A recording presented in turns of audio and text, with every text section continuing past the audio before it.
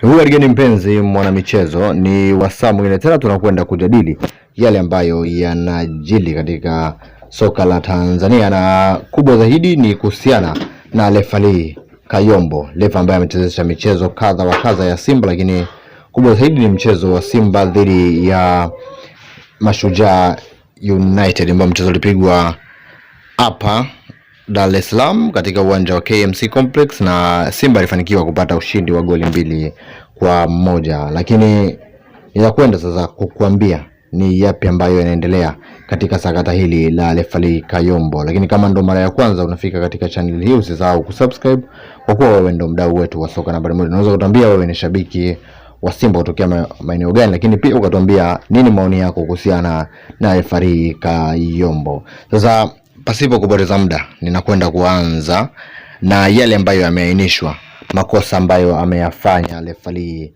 Kayombo.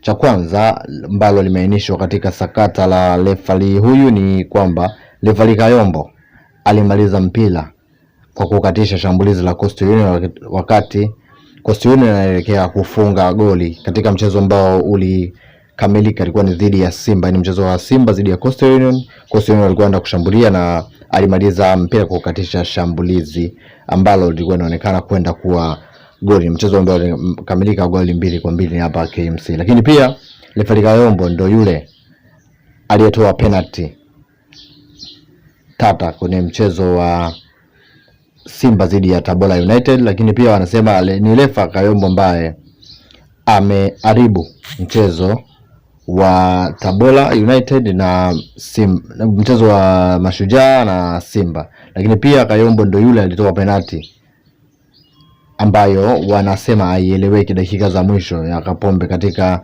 mchezo wa JKT dakika za mwisho.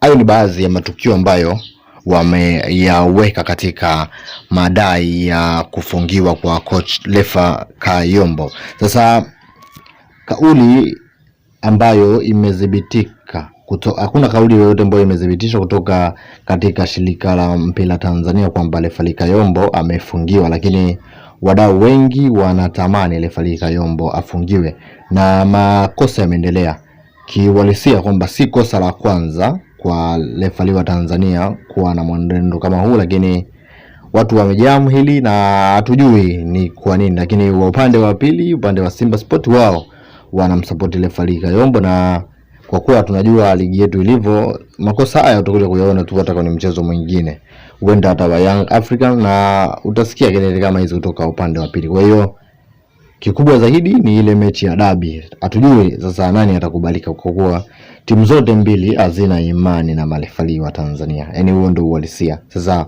hatujui ni nani atakwenda kuaminika katika michezo mingine ambayo inafuata. Usisahau kusubscribe kwa kuwa wewe ni shabiki nambari 1 wa soka. Hii ni Simba TV app. Asante mpaka wakati mwingine.